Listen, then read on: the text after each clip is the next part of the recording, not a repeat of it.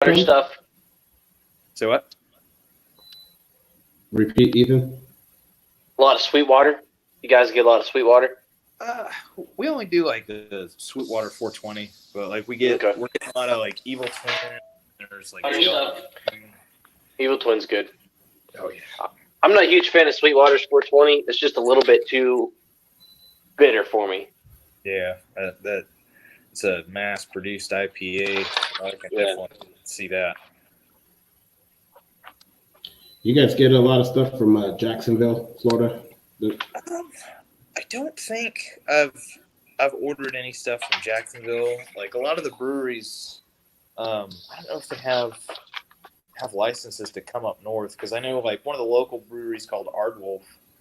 I haven't seen any of their stuff up here, and then oh gosh, I forget what the other one was, but I haven't seen them up here either. And the owner of the brewery actually told me that they didn't have like the legal ability to sell in Georgia because of our distribution laws.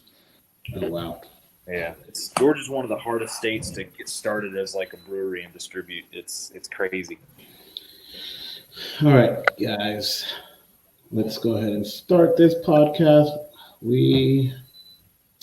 All right, everybody, welcome back to Open Mat Chat. This is episode 47. We have one of our buddies on, Sean. Do you say McCleary? Yep. Sean McCleary. He's a brown belt in Georgia, right next to St. Simon Island, over at Divine Jiu-Jitsu. Right? Yep. How long you been training, man? Well, consistently, I started in 2014, and the end of May is going to be my 6-year anniversary for it. So 6. Yeah. I started jiu-jitsu 2 days after my first date with my wife Mary. And she told me that if I didn't do jiu-jitsu, I would never see her. So it's like, all right, I'll come to class. Is she so she's the one that got you into training? Yeah. Yeah. I dabbled in MMA, but I was so inconsistent with the classes. Like I had that silly mentality of like, oh man, I just need to know enough to stand back up and hit them, and obviously that doesn't necessarily work. But yeah, Mary got me started. She's the black belt of the house. Yes. Yeah. Is she a black belt? She is. Oh, nice. Okay. That's October. Nice. Yeah, so every time I go out to Georgia, to St. Simon Island and out that way, this is the gym I always hit up and train at. And Sean, I go sometimes. I've been to his morning class. He has a 5 a.m. class, which is not bad on a normal day, but when I'm on vacation, it's a little rough. It's a little rough. Wake up that early? It's a little rough. It's rough because I like to go up to St. Simon Island and go to some of the pubs up there and have a little drink. Yeah, my suggestion is many midday naps. Yeah, well, my problem is I'm at the beach all day. So I'd go train jiu-jitsu, go to the beach, and then I'd make it back for their afternoon class. And Little Man usually trains out there too. He has a class that he does with their Professor Scott. Okay. But yeah, man. So you guys were kind of last to close on my jiu-jitsu radar with friends. Yeah, we closed, I think, middle of March. As it was before Governor Kemp in Georgia issued the stay in place, and before Glenn County did a lot of the mandatory shutdowns for like restaurants and all that stuff, because Scott kind of saw the writing on the wall, and he didn't want us looking bad in the community. Like if somebody got it at the gym, he didn't want everybody like, oh, that's the place that got that people spread coronavirus, because then it's ground zero. Right, no one would ever want to complain, and I supported this decision for sure, because that would be detrimental. So. Yeah. Well, you guys have a lot of visitors also, right? Because of Flexi or whatever.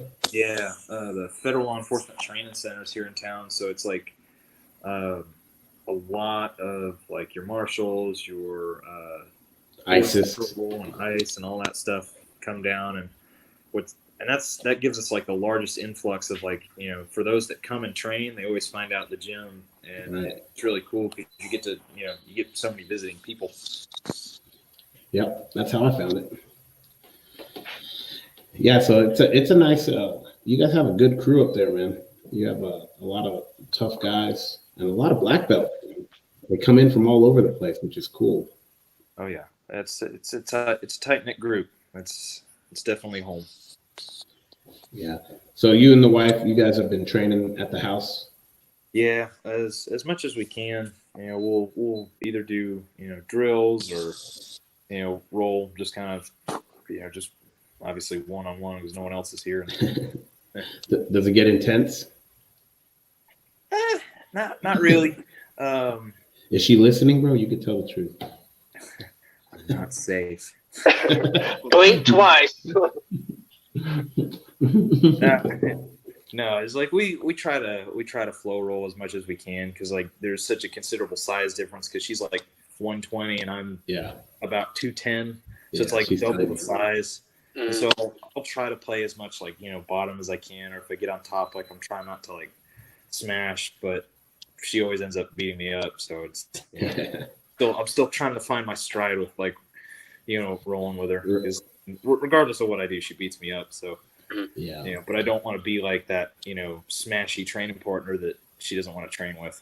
Right. Yeah, and you guys you stay pretty competitive too when we're allowed to, I guess. Yeah. You like to compete a lot. I try to at least do something every other month. Yeah, and you mix it up. I see you go for like the sub onlys to like IBJJF. Yeah, I go in it with like every match is the same mentality. Like IBJJF, I've never won a match on points. It's always like I'll lose by either points or sub if I do, and then I've always won by sub. Because it's like I don't mind if I give up points or whatnot, but eventually like I can drag them into deep water and try to secure something and wear them out. Yeah, because I mean I think there was one match it was like 15-0 and came back with a sub. Yeah. But that's Ethan's game too. He just wants to go for the sub. He don't care about the points. Yeah, I hate playing the points game, man. If we want to make this like a big spectator sport, don't play this points game. It's just boring as shit. Well, there's a lot of people that just stall. They'll go up on points and go, all right, all I've got to do is hold this position. Yeah.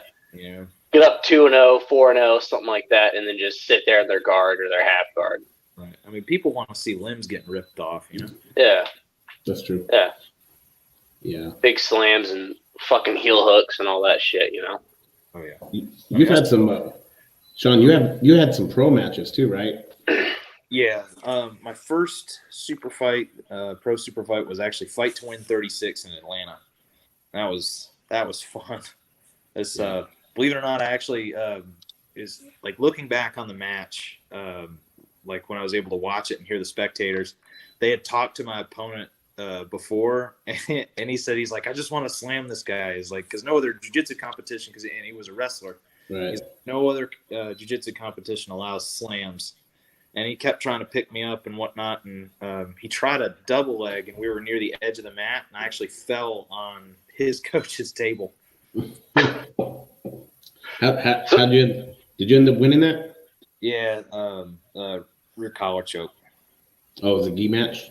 Nice. Yeah. Was it flat or was it still on the stage? Oh no, it was on stage.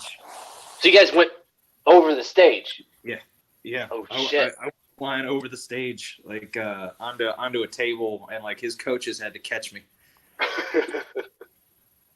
Yeah, dude, because the Fight to Win stage is up high, bro. Mm-hmm. Yeah.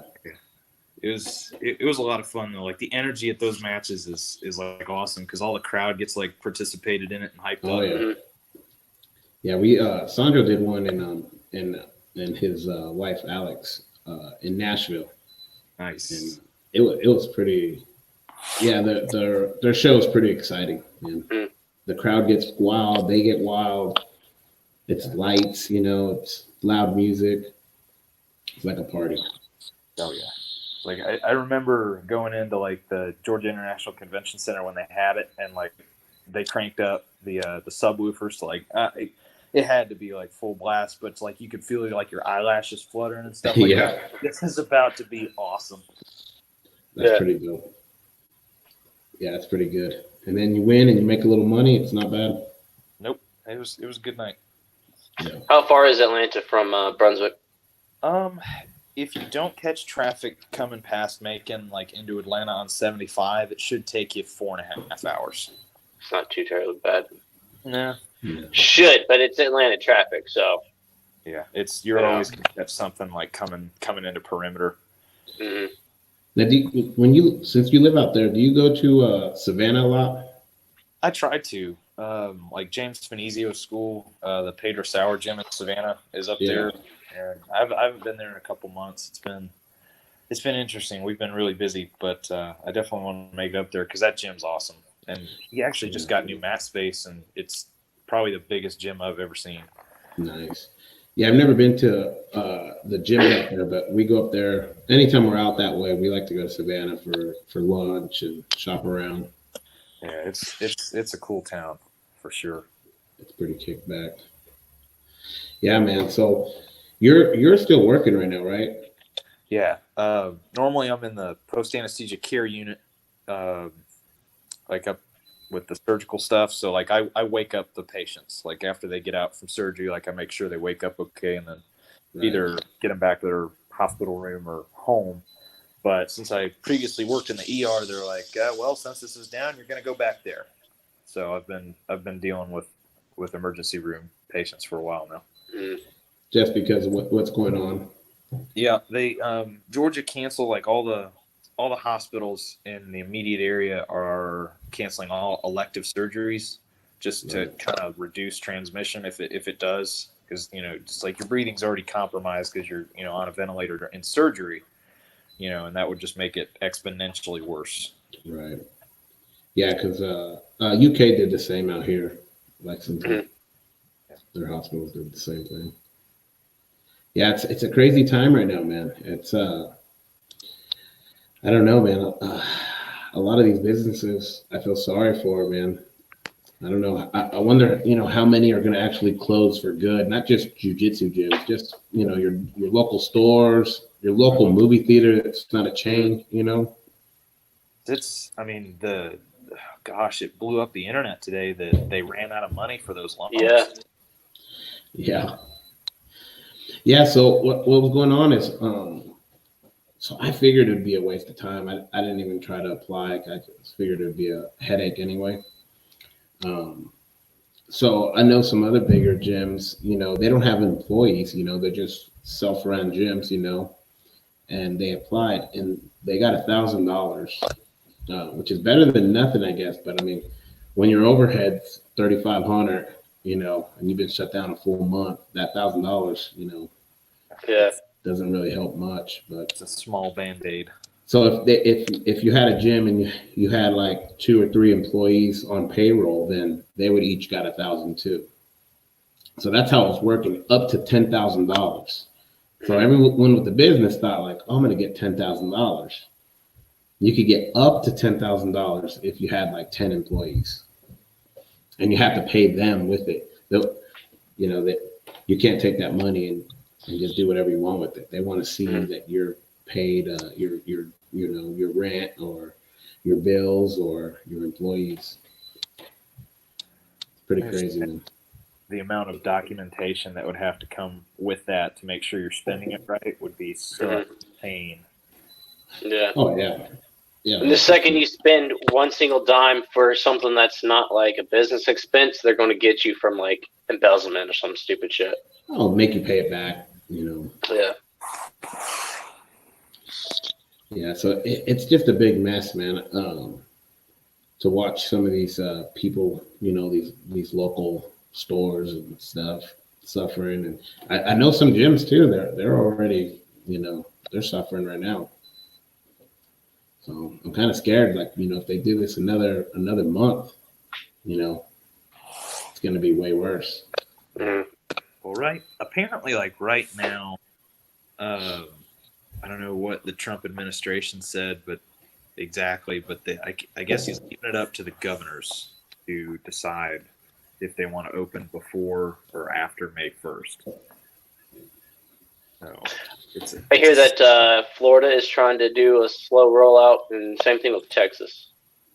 Yes, I think Texas has been the more outspoken, and Florida was doing something crazy. Like in the midst of all this, like they approved WWE as an essential business. Yeah. Yeah, I saw that too. Yeah. Yeah.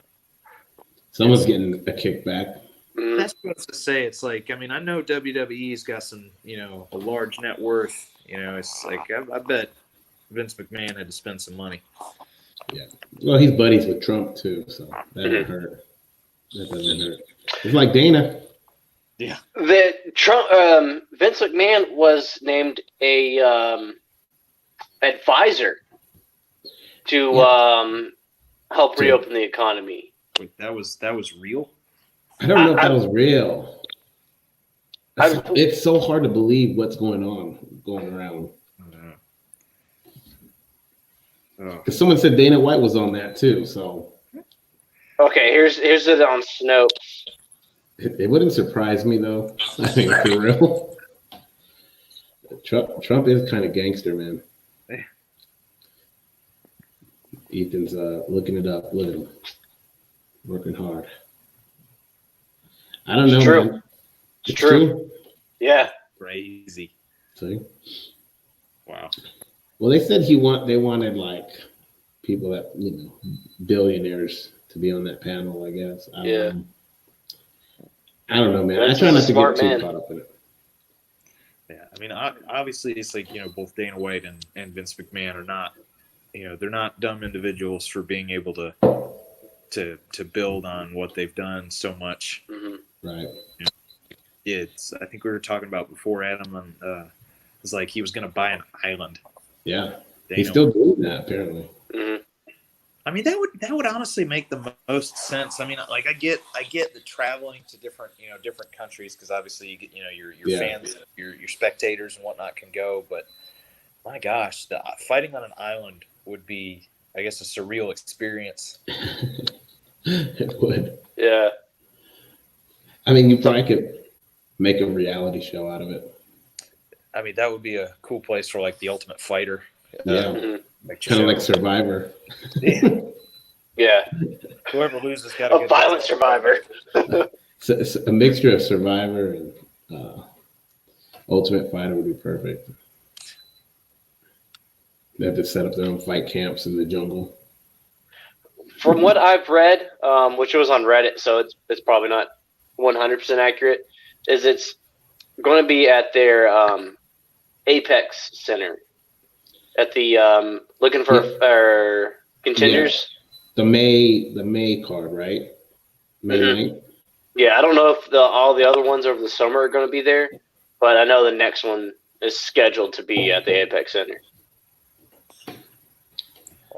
We'll see. So do you guys think that like the Tony and Khabib fight is like cursed? You buy into that at all?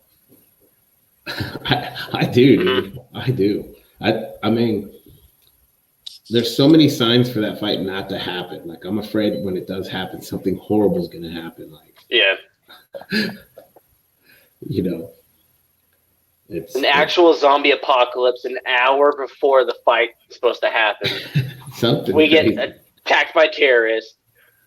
Something nuts, man. I just, I don't know, man. I want to see that fight so bad. Well, everybody does. I mean, I will say, like, the memes coming out of this are golden, though. Oh yeah, yeah, insane. But I don't get but I've looked into it. Like the people that are saying like Khabib had an opportunity but didn't take it. I didn't research it that much, but I figured he's not one to back down from a fight. Mm-hmm. Even Dana White stood up for him and said, "Yeah, we were talking about Abu Dhabi, and so he went out that way, and when it wasn't going to work out there, then he went back to Russia, because if not, he would have been on lockdown anywhere else he went for who knows how long. He would have been away from his family." And they said he has he's got kids and stuff, but he's got a newer baby there too or something. So it makes sense, dude. I wouldn't want to be on a a big crisis like this, I couldn't imagine being locked away from my family for this month alone. You know, Right. we're gonna go on our second month. Like that'd be horrible, man. Yeah. I can't do And that. no telling if he had to, hop around countries, connecting flights. He If he gets did. detained. Yeah, But yeah, when he went to Saudi Arabia, he got detained, right? right. Yeah. Yeah. And then he was talking to Brett Akimoto about like, dude, I'll fight. Just tell me where I'll fight. Yeah. It was supposed to be here, then it was here, and then now it's here. Then like, I don't know what to do. Tell me what to do, and I'll go. But until then, I'm not going to do anything. Yeah, and I'm just wasting time and money. I was glad that Dana White stood up for him because Mhm. Dana White will throw you under the bus quick. He don't care. He's the first person. Yeah, he don't give a shit. So that's what I do. It wasn't Khabib's fault. I mean, I'm excited about Tony fighting Gaethje. That's gonna be a good fight too, but Yeah, that'll be a good fight. it's not Khabib. I don't know. Yeah, I don't know if you saw, Sean, that they announced a fight card for I think May 9th. Okay. So they just postponed it. Yeah, so May 9th, and they added Donald Cerrone versus Anthony Pettis. Oh, that'll be a good one. Yeah, I saw Donald Cerrone on his Instagrams like, thankful I own my own gym, and he's in there training. Yeah. Yeah. I can imagine that would be very advantageous right about now. What's your professor think about all this? What's Scott thinking?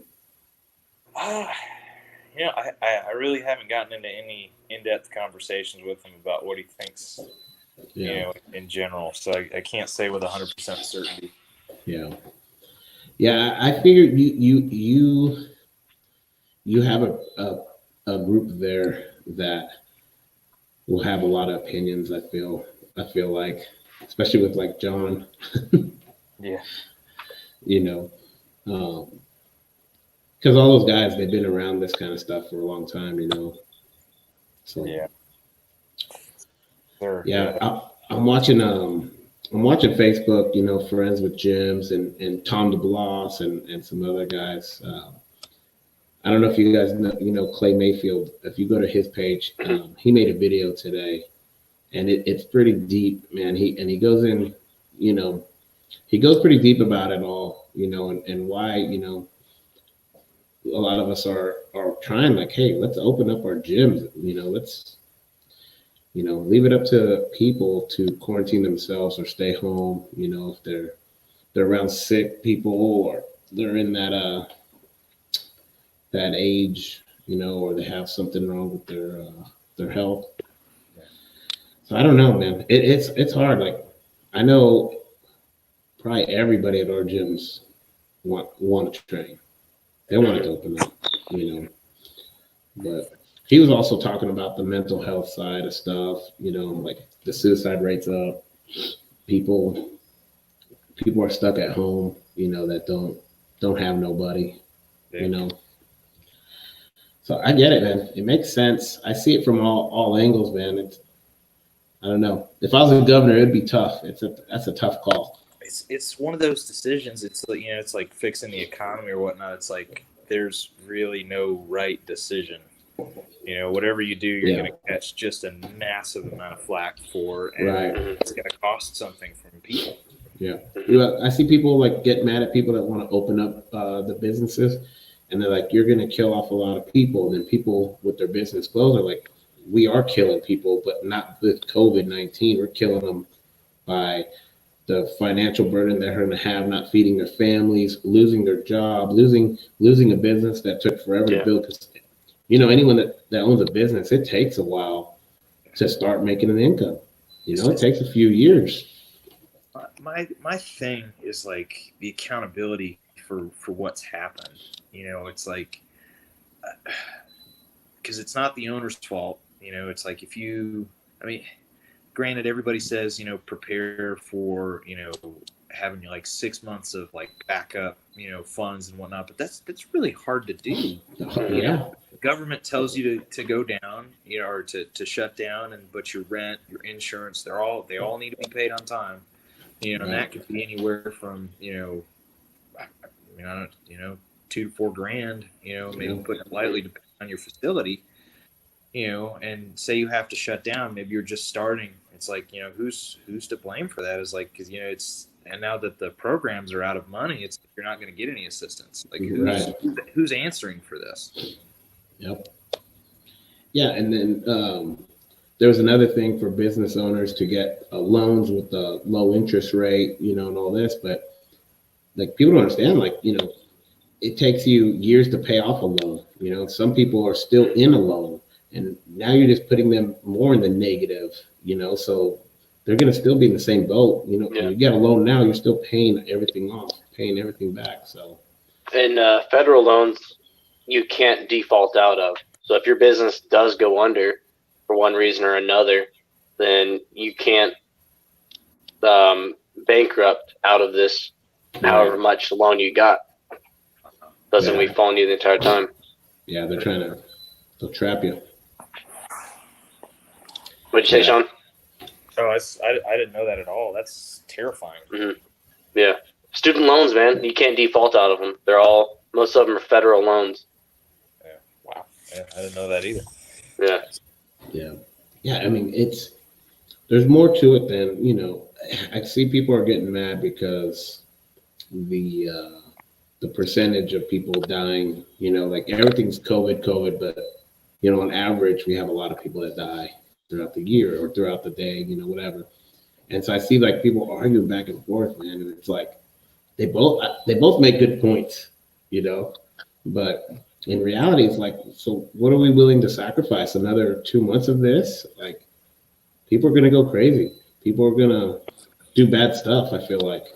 Well, there's already protesting, at like the capitals and whatnot for essential, or for what's considered essential or not, or for, opening back up. Right. Yeah, that's a big thing going on in Kentucky right now, because they were protesting yesterday during the governor's speech. Our Kentucky governor speaks at 5:00 every day, and so they had a protest out there.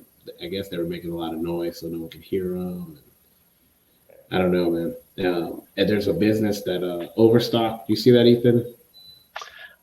They were trying to like flame them. Yeah, they're trying to flame Put them out of Overstock business. because they were one of the main protesters, I guess, at the Capitol. And so, like, half my Facebook is pro, and the rest are get rid of this company. Yeah. Yeah. And here's the thing, man. That you could easily lose a friend on Facebook so quick with posting your opinions and stuff. So that's kind of scary. I like how I do it. I just post something. I'm like, what are your thoughts? I just ask people what their thoughts are. I mean, that's pretty fair. You open it up to both sides of discussion, and you're not really taking a stance. Yeah, because that's when I see so many people arguing, and I'm sitting there like, I'll type up a response, whatever my answer would be, and then it's like right before I hit the arrow, I'm like, this is probably not a good idea. Yeah. And just move on. Yeah, it's hard, man. I like watching Tom DeBlas's because in the beginning, he's just like, we gotta do this, and then now he's just like, this is ridiculous. Well, his eyes are opened. It's like, he's starting to see, the hurt that other businesses are taking. Yeah. And it's the thing is you start thinking, putting the foil hat on, like, is this on purpose? Are they doing this just, see how far they could go? Are they doing this because they want, a lot of businesses to shut down? Like who knows? I feel like there are definitely bad people taking advantage of a bad situation. Yeah. The answer lies probably somewhere in the middle. Like I said, there's people wanting to take advantage, and then there's a lot of people that just don't know what's going on. Like there's some unknown outliers that, and factors that people just don't know. And nobody wants to be the guy that's like, yeah, let's open back up, and then like a new surge goes around and like massacres people. Yeah, I mean that's another thing too.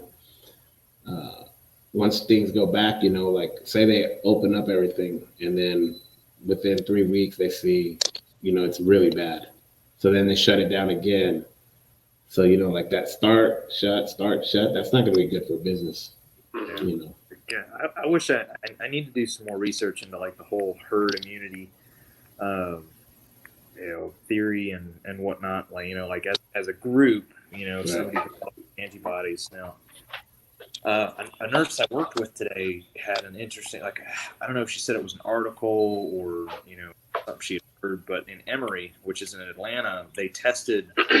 They started doing blood work on some of the employees to see like if they had the antibodies for COVID, and some of them did. Some Right. of them didn't even realize they had it, like had Right. COVID at one point, because there are so many asymptomatic carriers, and that's one thing that's scary, because if you're asymptomatic and you're still working in the healthcare field, it's Mhm. like, how many people are you passing this on to? Right. Yeah. That's why you got to be careful. That's why we all wear the masks and all that stuff too. It's just as much protection for other people as it is us. Now, can you easily go get tested if you want, since you're a nurse, since you're in there? Yes. They have a program with the local Department of Health, where if me as a healthcare provider, like, I don't feel good or I think I just want to get tested, I go and I can get tested. Mayo Clinic in Jacksonville, which is 45 minutes south of us, is doing, like, they have the rapid test, which comes back in, like, I think within a day. We're not there yet in Brunswick, but they tested all their employees and they will test them. And I know anybody that's going for a surgical procedure, they have it in a drive-through. You literally roll down your window, they shove the Q-tip in your nose, and then rip it out, and then it'll be on like your online chart within Yeah. 24 hours. Oh, Yeah, nice. Okay. I've seen them doing mouth swabs now too. So I've seen like two or three different ways they're doing it. So Yeah. Oh gosh, mouth swabs would be so much easier. Like, I feel terrible for the people that I test for COVID, because they yeah, literally, directions is follow the soft palate, like the roof of your mouth, yeah. all the way back. Have you seen it, Ethan? How long the Q-tip is? Mm-mm. Like 6 inches long, dude. Oh, so they're like gagging you on that shit. They're going all the way up to forever, bro. Yeah, it's Ooh. pretty much. It's like, it's kind of like the unofficial. It's like, if they're not gagging and trying to fight you, you're not doing it. You're not doing it deep enough. You're not in Mm. the At league. that point, it's just reflex. Like, Yeah. Yeah. Yes, I saw California. Their drive-throughs are swabbing now, which is well, good. that's awesome. And they want volunteers. If you had it, they want volunteers that want to give up some blood and plasma every month. They're asking for volunteers. So I they're read looking like, yesterday. I read yesterday that Gilead Sciences or Gilead something actually had a somewhat successful test of a vaccine. It was like 60% of people saw remission of the ones that they tested, and then like another like 10% didn't return any sort of results that they couldn't collect data off of. So they're actually finding some really good progress in this fairly quickly. It seems like. that's good, dude. I mean, that's what it's gonna take for people to feel the most comfortable. Either a vaccine or a cure or something. Something like the Tamiflu, that when you have the flu, it helps a little bit. Yeah. There. So, Some people, like, there, and I don't know how, like, I'll preface this with just about everything I say, because I don't want anybody like, oh, that guy, he works as a nurse, he knows what he's talking about. I really don't. But it's, like, one doctor was saying tonic water, like, there's something in it that converts, like, to something that helps yeah, stop something with the virus. And then there's that one anti-malaria drug, but Mhm. I'm finding a lot of people, like, either can't take it or they suffer like hallucinations, something like that. Like, it's kind of rough on you. yeah, I know all antivirals are, like, for a dirty stick at the hospital. Like, if you stick yourself with a needle if somebody has like AIDS or Hep or something like that, and you want that extra protection, like to make sure you don't get it before like you get a lot of it in your bloodstream and starts multiplying, they put you on, I don't know the name of it, but you have to take it for a month, and they say it literally gives you the flu without having the flu. Like you're sitting there nauseous, throwing up or whatnot for the entire month you take it. But So it's just like poisons your system so you can't get it. yeah, Pretty it's much. like, it throws your body off of like that much of homeostasis to disrupt that virus. Right.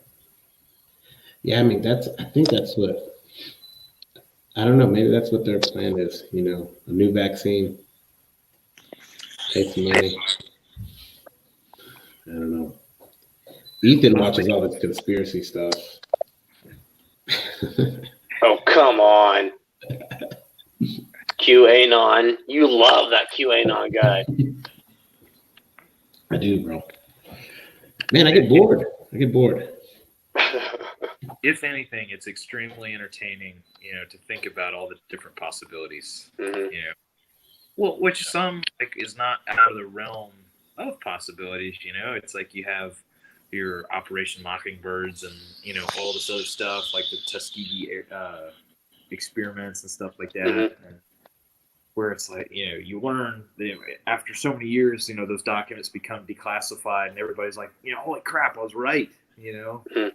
Yeah. They were doing shady stuff. So it's now probably on a list. So Yeah. And how much shady shit is China doing? Oh, yeah. We have laws in the Constitution that say we have to, or the government has to release, documents if it's requested. But China, comments and all that shit, they're not recording anything, Well, I've got a buddy of mine that lived in Shenzhen, China for about a year or two. Like this guy's a jack of all trades. Like he'll decide he's like, I want to go try living in this country. Like he taught English in Costa Rica for a year, and then we went to China. And I can't remember exactly what he did, but he said that the phone lines are tapped. Like they will listen to you if you are like talking anti-government. Like your phone will either disconnect, or you'll hear somebody, a third party, on the other line that's listening in. Like it's sketchy, man. Yeah. Yeah. And the same thing with swine flu, I think, happened. Like China was unwilling to report the numbers to the WHO, and I want to say I don't know if like how much backlash the WHO can do, or the UN or something like that, to China, but they're not honest about their numbers At all. No.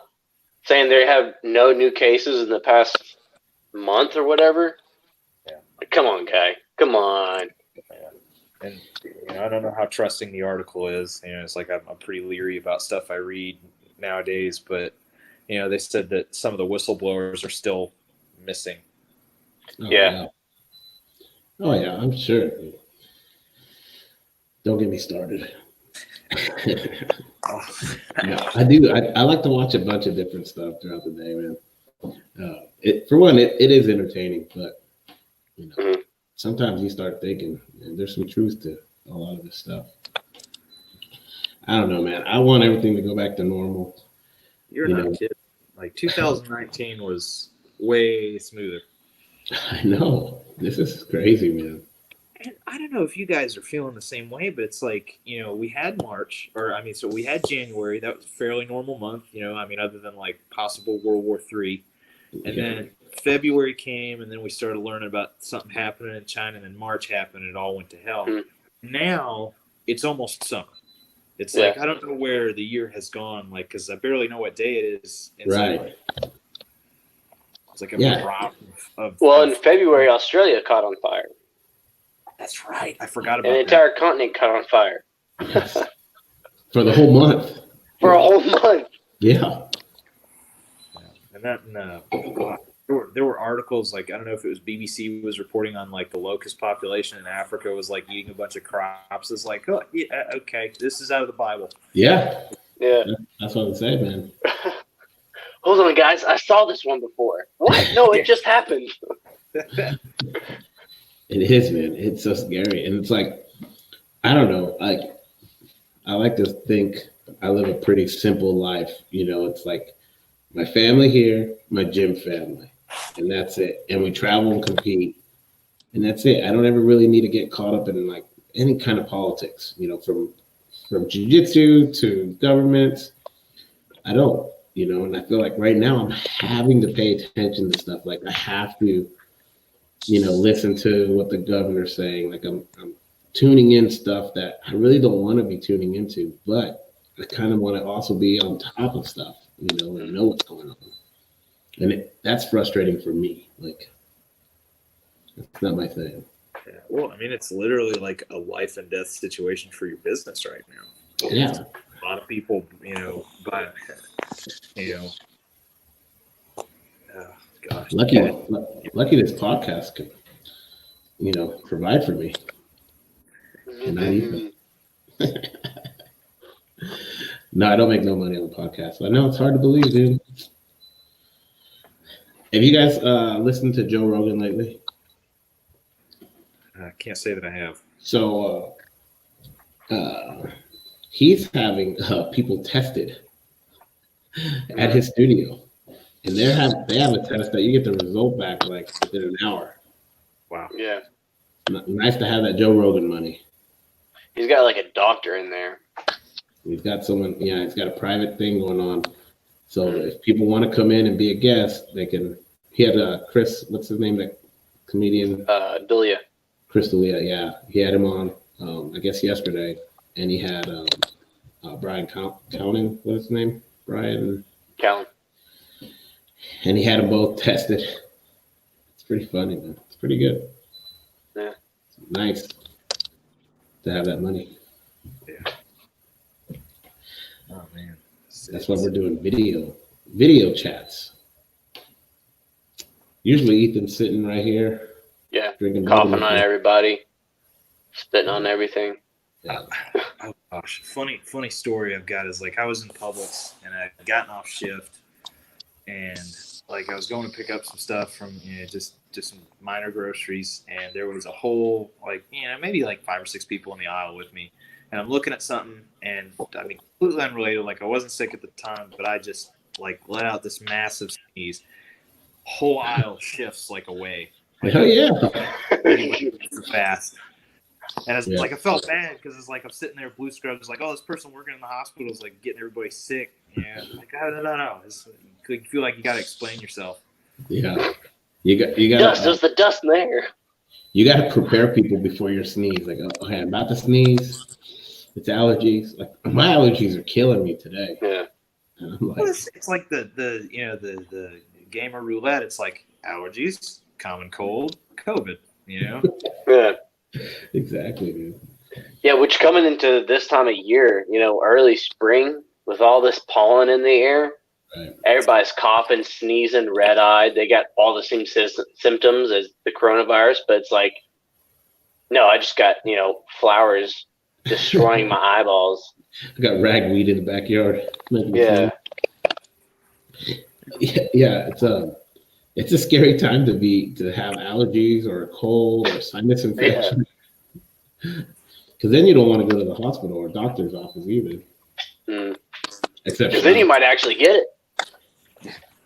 Well, that's been a really crazy thing is that people have been staying home from the ER. Like it's a huge public health announcement. It's like, look, stay home. Don't come to the ER unless you absolutely have to. And people have been listening to it, which is so crazy to me because in my experience in working in the ER, people will come there for literally any reason. Any reason. But now it's like we're only getting people if they truly are they think they're sick with COVID or like they broke a bone or something like that. I'm like, this is how a normal ER should be. Right.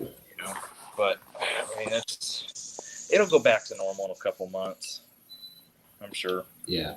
Oh yeah. I mean, Trump's saying he wants things to open up immediately, and then a lot of the governors, I guess, in each state are like, no, we want to, take our time. So it's kind of funny, not funny, but just seeing how they're going back and forth too. Like they're not even getting along. Like this is crazy.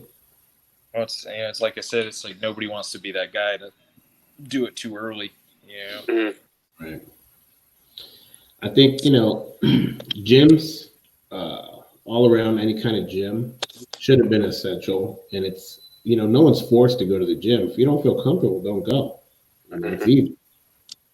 And that's where all the healthiest people are. That's what I mean. Like, Yeah. you're taking people that are healthy and making them stay home. Like how many of these healthy people are staying home like Ethan and just drinking beer all day? That's worse than if he was, going to the gym and training for 4 hours. At least he'll get a workout in and then drink. Yeah. No, but like other people, like people that are depressed or, are just, their bodies are crashing because they're not at the gym. So people get addicted to the gym, and how many times do you hear in jiu-jitsu like, oh, jiu-jitsu saved my life. Oh, it helps with anxiety, depression, aggression, all this stuff. And then even the kiddos, how many kiddos that train jiu-jitsu or train a martial art or play a sport that helps them with their ADD, helps them with all this stuff. Like now you got parents at home getting frustrated with their kids. How many fights are happening in families right now? It's like, there's been articles of domestic violence going up. Yeah. That too. I've seen there's been more domestic violence. Danielle's crazy. Ethan's girlfriend. Yeah, she hits me a lot. She probably whoops him. We have code words, just in case I have to come to his house and save him. Yeah. Apple juice, by the way. Oh shoot! No, but yeah. So like, me. I've been trying to understand depression and anxiety and stuff. 'Cause I was really bad at that before. I would just be like, get over it. Like, life's not fair. And so like this last couple of years, I've been trying to open up to it more. And so now the stuff I'm reading, it's like, man, I feel bad for, some of these people. Like they do need to get out. They need to socialize, or they need to be working out. They need to be doing something. And then my buddy, I don't want to get him in trouble. I won't mention his name, but he works for Amtrak in California. He's kind of like what Marcus does. He's like on a big safety and all this stuff. But he said the suicide rate is crazy out there. People just jumping in front of trains, parking their car on the trains, and just the suicide is crazy. He's like, they always have suicide. Like every day there's suicides on the tracks, every day. But he said it, and that they're not reporting it. They're reporting it, to who they need to report it inside. Yeah. But they're not allowed to let the news don't want to cover that stuff. And someone higher than them is telling them they can't report this stuff to the news. Yeah. I cannot imagine being a train conductor and seeing that more than like once in a career. It's like you see the old timey movies where somebody's like tied up on a track, so you're like, it's a possibility it could happen, and then somebody actually does it. I can imagine that will shake you to your core. Yeah. And there's absolutely nothing you can do to stop it if you're on the train. Oh yeah. You just have to let it happen. Yeah. So it's pretty crazy, man. And they said New York, the subways were doing the same thing. People were just, jumping in to the tracks, which is sad. It's crazy.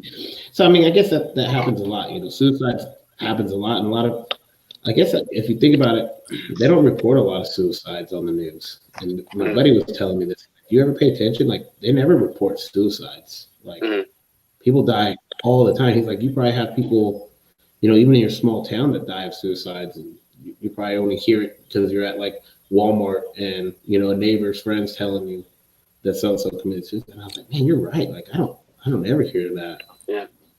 But they'll report the 10 gun deaths in Georgetown last year. Yeah, they'll report stuff like that easily. Yeah. One of them was a homicide.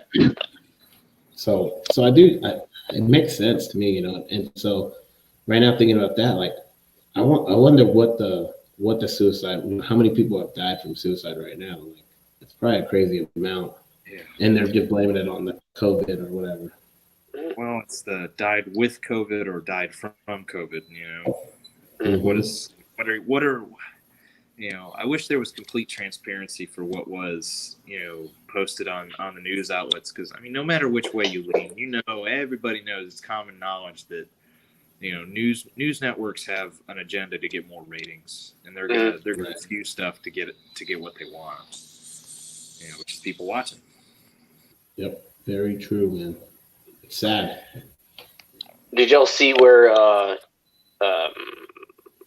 CBS News was using footage from an Italian news broadcasting on their own, saying that it was New York? From the hospital? Yeah. They got caught. And they came on and they tried to, their explanation was that their footage got mixed up. That's what they said. Firing range in a battle, you guys remember that one? Yeah. I don't. That is, this news outlet, it's like the exact formula for what you're talking about. It's like they were reporting like, oh, this battle is like going on, and they showed like explosives going off and like gunfire, and it turns out, I think it was like a gun range in Kentucky that people were just like going nuts on. Yeah, it was the machine gun shoot that they have in Kentucky. There was like tracers and stuff, and they got called out on it. They got caught, and they. Same thing. Oh, some got mixed up. That and CNN said that the 1,000 respirators that are ventilators that Elon Musk made and donated to hospitals never made it. And he's saying there he posted an email of the hospitals hey, how are the respirators working? And they're replying good, thank you for them. It works. Yeah. He called them out real quick. Yeah. Oh yeah, dude, that's a guy you don't mess with. He's got too much. He's literally like a modern day Tony Stark. Yeah. Yeah. He was the first to jump on that. I like how he shares memes all the time. Yeah. It's people. It was interesting to see that stock in his company went down a little bit after he smoked weed on the Joe Rogan Experience. Right. Why? That's crazy. Yeah. Yeah, he's human. I don't know. Joe Rogan today they were talking about, and I don't know if this is true, but if Joe Rogan says it, I usually believe it because he fact checks a lot of stuff because he doesn't want to ever look wrong. But he said that the rat problem in New York, that these rats, since all these restaurants are closed and stuff, and the rats aren't getting fed, in the garbage cans, how they go, that they're taking over other rat colonies and going in and just killing other rats and eating them. Oh my God. He said that there's a war between the rats going on right now in New York. I can see that. He's like, because you got to think about it, every night, all these restaurants, they throw out all the food and the rats go to these dumpsters and eat. Mm-hmm. And right now there's no food being brought to them. So he said they're turning into cannibalism with rats, a war of rats. There's a video a couple weeks ago where it was either Thailand or Indonesia, where it was some temple out in the jungle, where there were so few tourists to feed these monkeys. Oh. The monkeys are so accustomed to being fed by the tourists that they're going out and they're doing the same thing. They're attacking each other, and they're just running all over the place, just attacking whatever they can find and trying to eat it, Yeah, it makes sense, dude. Yeah, I don't know. And then you see I don't know if it's true, the positive stuff of, the earth is healing itself, the pollution is clearing up, in LA and New York, and the waters are clearing up. I mean, it probably does make a little bit more sense because there's not as many cars. My friends in LA, they're like, dude, it's empty. The streets are empty. In New York, they're showing videos and stuff at Times Square. It's nobody. Mm. Crazy. That would be interesting to be able to walk down that road, right? Not see anybody. Think of when the next time that would be without an end of the world scenario to happen. Yeah. I got buddies. Like that scene in Like that scene in The Walking Dead when he's walking down downtown Atlanta. And there's nothing there. Which, by the way, if you guys ever go to Atlanta, Jackson Street Bridge is where they took that perspective photo for him walking into town. Obviously, they edited it pretty heavy, but the scenery is awesome. Like, it's a little bridge, like you're going a little 5 points, and you, like right there, you stop on the side of the road and like look at it, and it's shot for shot what it is. It's crazy. It's a Jackson Street Bridge? Yep. Okay. So my buddies in Vegas, they've been taking pictures and videos of the strips at night and during the day, and it's crazy to see that it's just empty. You know, like usually any time you go to the strip in Vegas, you take a picture. There's tons of people, crowded, cars, people, and it's kind of scary, you know, because I lived in Vegas, so to see that, it kind of like hits a little pit in my stomach. Like, oh my god, like, that is nuts. Like, there's nobody in these hotels. There's nobody out in Vegas right now. You know, because people that live in Vegas, they're never on the strip, you know, unless you work there. So that's kind of crazy, yeah. And it's kind of surreal. Like when I go to Kroger and everyone's wearing these masks, you know, I'm not wearing one. I'm not wearing gloves. You know, I bring some hand sanitizer, whatever. And it's like I look at it and it's like, man, this is out of a movie. You know, this is the movies right now. This is like everything I watched, you know, in the 80s and 90s with Arnold Schwarzenegger and Sylvester Stallone, you know, Total Recall, all these movies, you know, and then I'm like, this is the stuff that's going on right now. Like, this is crazy. And then half the people aren't wearing it right. They're wearing their mask with their nose hanging out. Their nose. They're wearing their mask, opening it up, putting their phone in there to talk. Like, you guys are that. People think one pair of gloves is gonna like save them. You know, like they'll touch something, then touch your face, and then they'll touch something else. It's like literally, if you don't wash your gloves, there's no point to it. It's like people don't realize it's like a box of gloves. If you're really changing them like every time you're, you know, seeing a patient, if you're working in a hospital or like you're working, you know, with something, or you know, you're trying to keep germs away, like you'll go through the entire box in a day easily. You know, because you've got to change it through every interaction. Because now you're just providing a mechanism of travel for whatever bug you're trying to get rid of. Oh yeah, people they don't get it, man. And that's what I was like, man. They need to get on here and tell people how to wear their PPE stuff the right way. Like that's what I figured could have been like, you know, a bit of a better preparation tactic than like just shutting everything down. It's like Department of Public Health could have, you know, really bolstered down on public service announcements. It's like, look, you're going to go out, do this, you know, wear such and such mask, make sure it's over your nose, change your gloves off, and wash your hands, you know, all that stuff. I mean, washing your hands is like that they've really harped on does do just an insane amount of work to keep infection rates low, but you know, it only does so much, you know, because there's only so many times you can, you know, get to a sink and like wash your hands before you're like interacting with so many objects. It's just insane.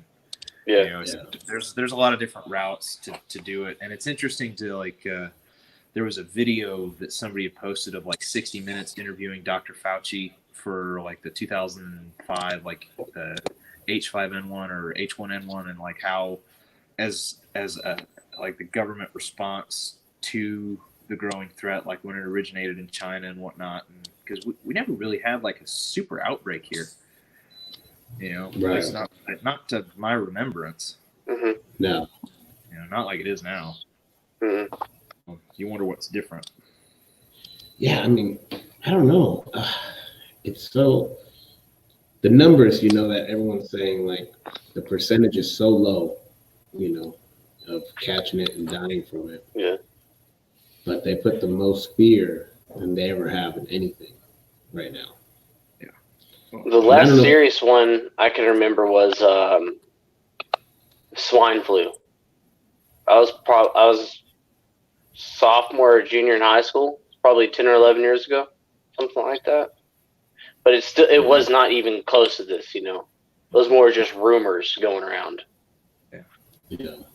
Like I think they put most of the worry. It's like if you're in an airport or like that's where I would see the most people wearing like masks and stuff, like Mhm. you know, airport or something like that. You know, it's like I would never, you know, the amount of people wearing masks and gloves today just is astronomical compared to back then. You know, because it's like I was probably a junior or senior in high school when that stuff happened too. Like I remember that more freshly than anything. Mhm. Yeah. Yeah, it's like I was traveling. I was in California in February, so I did. I think when we were out there, we were in LA. Me and Isaiah saw in the news they were talking about the coronavirus in China. Mhm. So when I was traveling, I was just like, on the way home, I was like, man, I wonder if people have it here. I Mhm. remember that. And you got to think like the whole connecting everybody in the world through like the fifth degree. You know, it's like every five people can connect you to everybody on the planet. Yeah. You know, travel is so common to China. It's like I bet it was here way before like it was even reported Yeah. Yeah. as like it had a name. Right. Yeah. And there's like 15 million people in Wuhan. You know, that's a huge international city. So, you know, no telling how many businessmen, how many international workers traveled in and out of there, spreading it around. or just the what are they? What are the girls called? Or the guys, girls? Sex People that slaves, people that work on the planes, bro. stewards. Sex. Yeah, sex slaves too. They're probably, yeah. Man, not all of us got that VIP like Ethan. Dang. Hey, whoa. No, but I'm talking about just people that that are on the plane, working. How many people they interact with in a day? You know, Mm. how many flights? And then they go to the airport. They walk around the airport, and then they get back on a plane, and then they do it again.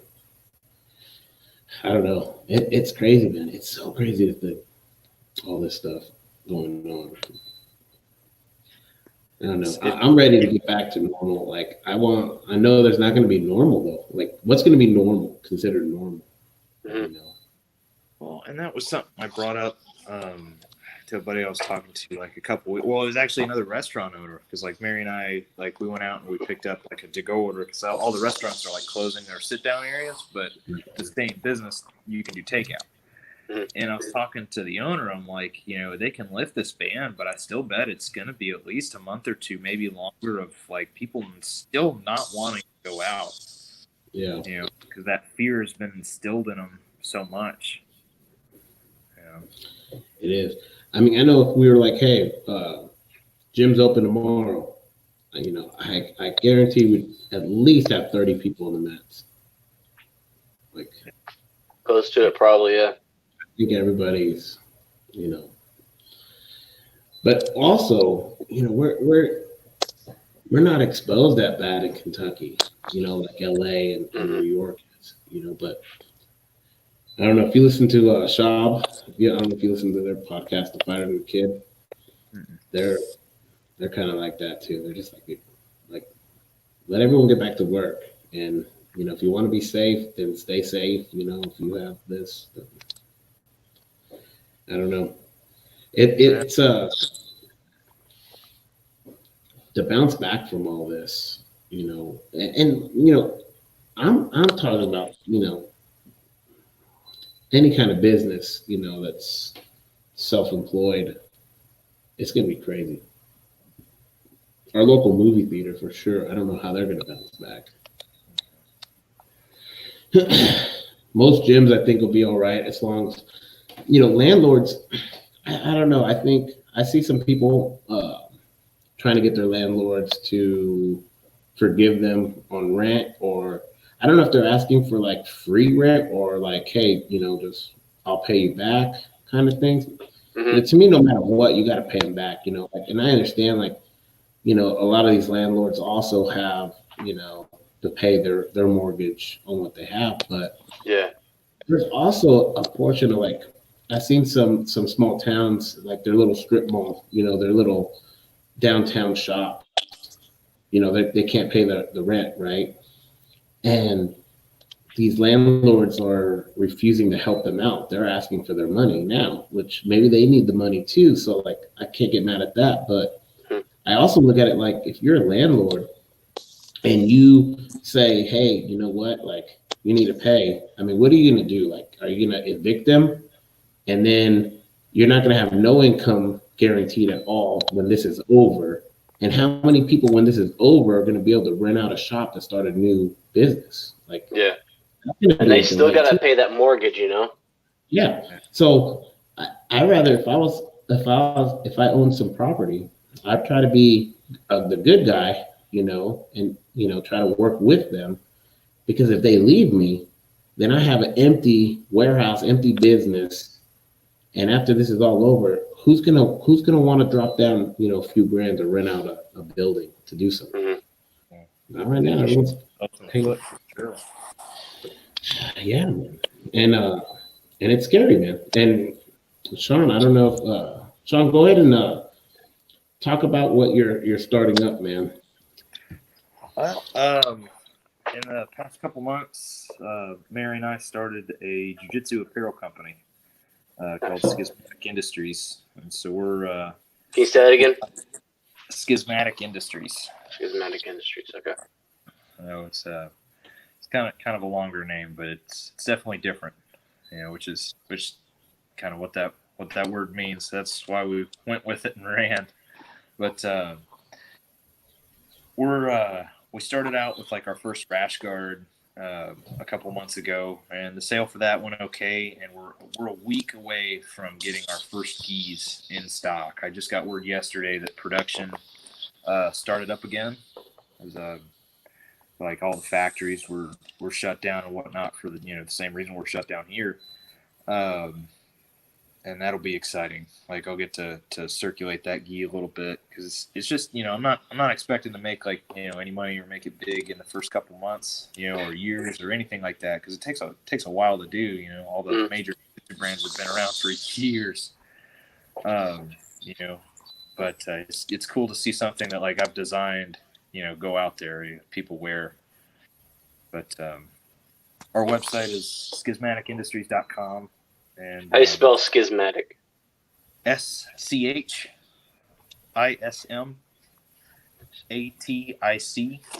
and industries.com. And then I've got two things in the works. One, I'm actually going to finish up designing tonight. The other, I have the final design for, and getting a sample made now. I've got I'm calling it like the El Gato rash guard, but it's inspired from Tiger King. It's like one sleeve is tiger print, and I got a lion on the back and or a tiger on the back, excuse me. And then like our logo is still like tiger print on there or whatnot. Yeah. But just since that shows like all the rage now, it's a pretty cool looking rash guard. But and this will be actually the first place like I publicly like announce this. It'll be we're doing a ranked long sleeve rash guard that hopefully will be coming out in the next month or two, and it's called like the dopamine rash guard. Because the dopamine is, for those that know, it's like the happy drug your brain produces. It's your endorphins. Like, so when we're rolling jiu-jitsu, and we're done, we feel like that awesome feeling. It's, it's that chemical in your brain. And my idea was I actually got the belts to make up the chemical composition of the molecule. And I'm going to be, doing the specific belt colors for whatever ranked rash guard it's going to be. Like, I wish I could send a picture up like right now, but, it's like, if you want to look up like what a dopamine molecule looks like, the structure of it is going to be belts. That's pretty cool, man. But you guys will have to see it. And it'll be, keep me in the loop with that for sure. So starting this, like, so it's kind of scary too.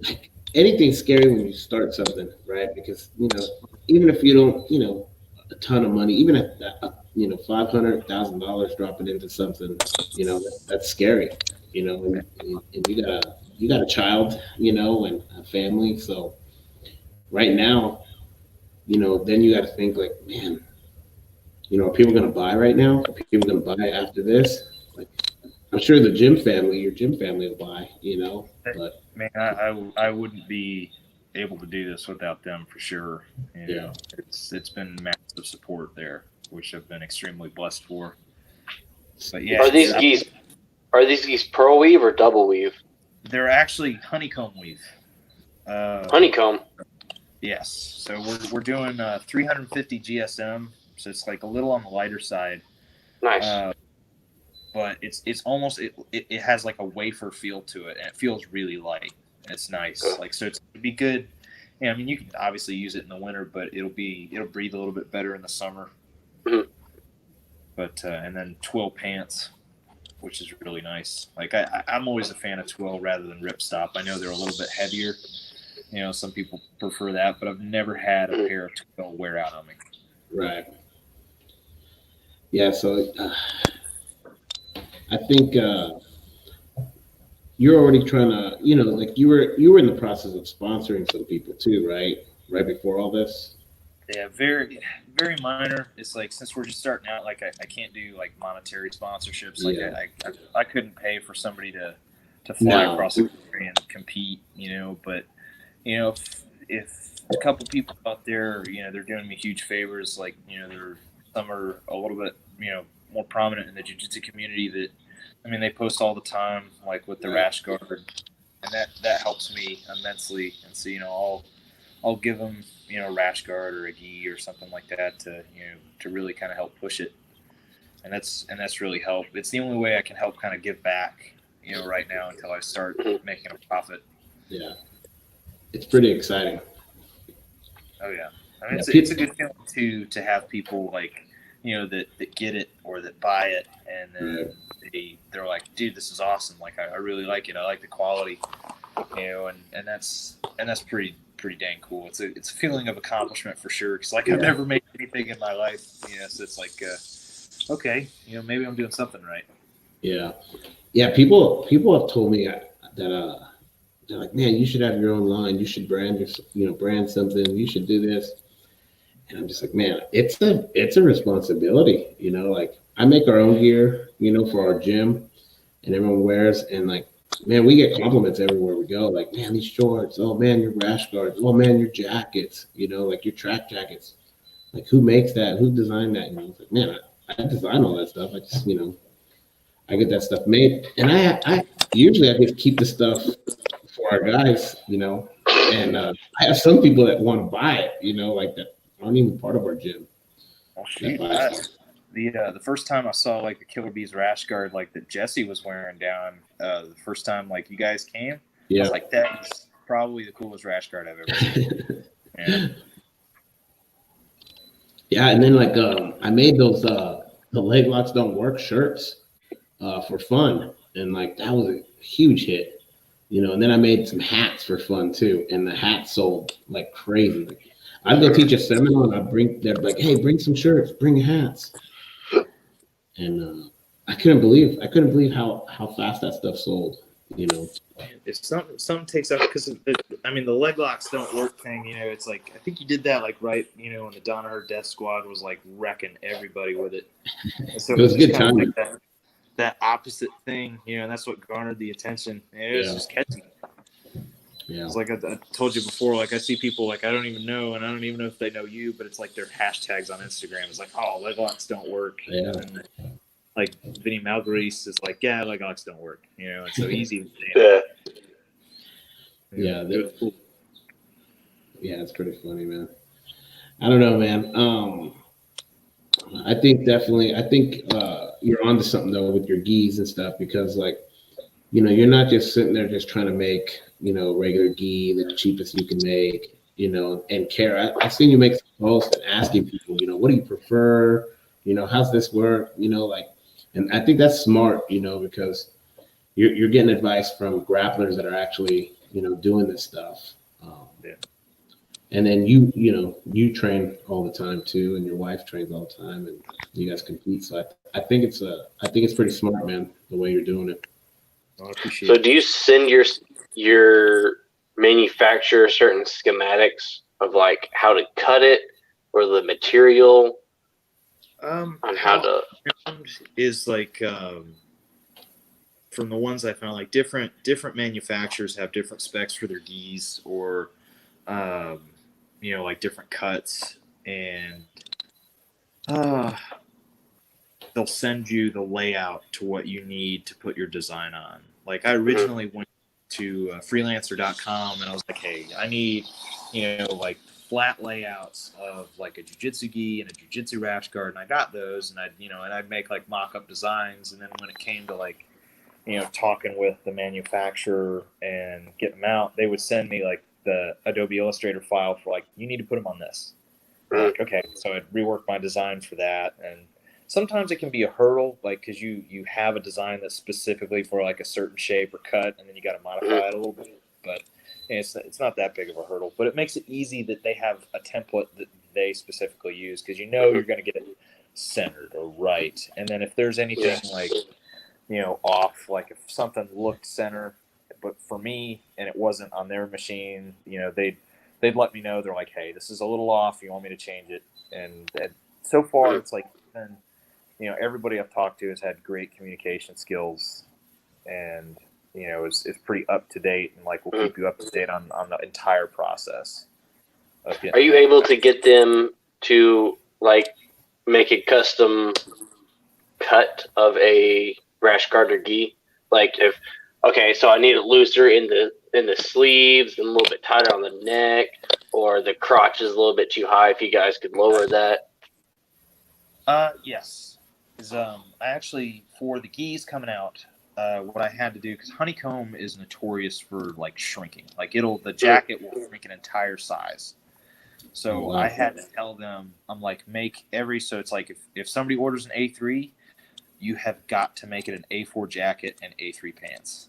Still mark it like A3 because that's technically what it's going to turn out being, but like it needs to be, it needs to be longer. It needs to be, longer sleeves, like all that stuff, because it's all going to come in.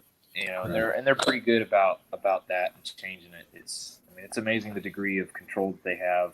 They've been doing it a while now. It's not like when surfing and jiu-jitsu like first started. It's like, what's a rash guard? It's like putting that stuff together in shirt form. Okay. Yeah, that's pretty dope, man. I like that. And so what you're saying is, with the sizing, we wouldn't have to worry about that. The average buyer would be like, okay, I wear an A2, I'm gonna buy A2. But behind the scenes, you already made sure the cut was gonna be, once it shrinks, it'll fit exactly like it should. Right, and I'm gonna put out, instructions. Like they're all gonna ship with instructions. Like, look, don't freak out, because the jacket is going to be huge when you first get it. Run it on like one hot cycle and you'll be good to go. Right. Like it'll shrink up. Because Mary, when we got her sample, women are hard. Yeah. Because her jacket, it was weird. Like the collar would come straight out rather than like flat against her. And we realized it's like, because when she first put it on, when we first got it, like it worked. And then it's like, okay, well, this thing is obviously shrinking. It's like, did we do a hot wash accidentally? We ruled that out, and we realized that it was just honeycomb. That's what honeycomb does. And believe it or not, it's like the other companies. It's like I'm friends with a couple other people that own apparel companies in the jiu-jitsu community. Yeah. Jiu-jitsu community, and they have all been extremely helpful. Like they realize, like, I'm just starting out, and they're like, hey, if you're gonna order like Honey Athletics, the owner of that is actually another Divine teammate, and he was the one that gave me the suggestion for the bigger jacket, because he was the only other company that I know that did honeycomb weave. Right. And I forgot he did it, and he saw that like I was advertising the jacket as honeycomb. He comes up to me at a tournament in Charleston. He goes, hey, you're going to want to run the jacket a size bigger, or else everybody's going to come back and complain that it's too small, and I go, noted. And I backed it up with, the manufacturer. He agreed. He's like, okay, that's a good idea, to do, because it does shrink. So it's cool, the camaraderie that people can still have with businesses. You know, it's not like cutthroat, like you're trying to make a gi or a rash guard, you know, and they're not, you know, they're not going to tell you wrong on purpose. Right. Yeah, I mean, like MMA scene. You know, I've been around this for a long time. So when like Tap Out came out, you know, and then there was Hitman, and there was you know, a short handful of MMA apparel, you know, and then other ones tried to come aboard, but they would dog them out. Like it was cutthroat, you know. And I think now that jiu-jitsu is so big and there's so many companies that it's like, you know, you might as well be friendly. Yeah. And that's the general thing. It's like tournaments, like my MMA fights back in the day. It's like everybody was like, you know, look you up and down. It's like It's like talk to anybody like knew them well. And jiu-jitsu tournaments is like you can go tear somebody's limb off, and afterwards you're like, hey, you want to go get a beer? Yeah. I mean, I get it. It is, you know, the mentality's got to be a lot different. Ethan, what's up, bro? I've been listening. No, I know. But can we talk about how messy your bedroom is? Jesus Christ! It's the apocalypse, bro. We don't. Hey, what's the reason to clean? Can you at least get a green screen? You know, put something in the background. I'll get some green sheets, like bed sheets, so we can just like cover it up with something else. I don't know. Yeah. Nah, just kidding, buddy. What's Danielle's job to do? I mean, so I'm saying I'm out. What are you making trips to the market? Corona zombies. I'm out fighting Corona zombies after work every day. You know, I was promised zombies in the end of the world apocalypse. Dang it! I mean, it's going that way, bro. I saw one meme and it was great. It stuck with me. It's like the time traveler meme. It's like, you know, you speaking of the time traveler, they're like, oh man, you know, it's like to get COVID-19 was the antidote for COVID-20, and you're like, what's COVID-20? Oh, it's the zombies, you know. And it's that picture of Andy from Parks and Rec going, oh. Yeah, dude. I don't know. I don't know what's going on in this world. I'd actually keep ignoring everything as long as jiu-jitsu was still open. I mean, I think we're going to be okay as long as they don't schedule another Tony Khabib fight. That's what happened, right? See? Yeah. I have a feeling Rosenstrike and Francis is going to turn out to be like Tony Khabib. Boy. Because they've already scheduled that one twice. It's supposed to be a fight night, and then it's supposed to be on 249. Right. All right, gentlemen.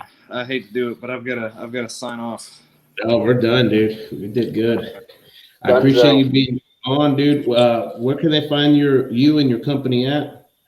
Schismaticindustries.com. And I can comment, you know, on the Facebook page. You know, it's like the link. You can share this to your page. Next time I'll log into your page for you when we do this.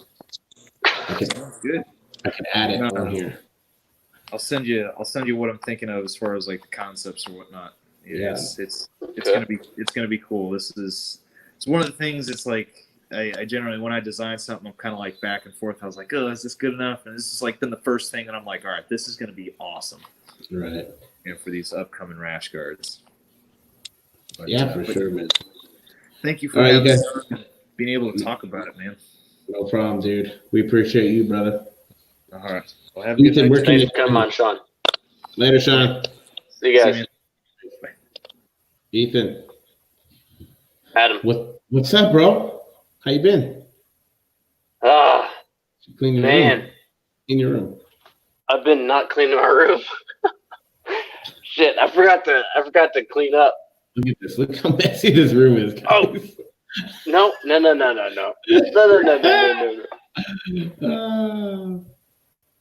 See how? Hey, later, bro. Ceiling titty. I got a ceiling titty. All right, guys. Thanks for listening. You can find Ethan Goss on Facebook and Instagram. You can find Open Mat Chat everywhere. Everyone be safe. Peace out. Peace. Peace, bro.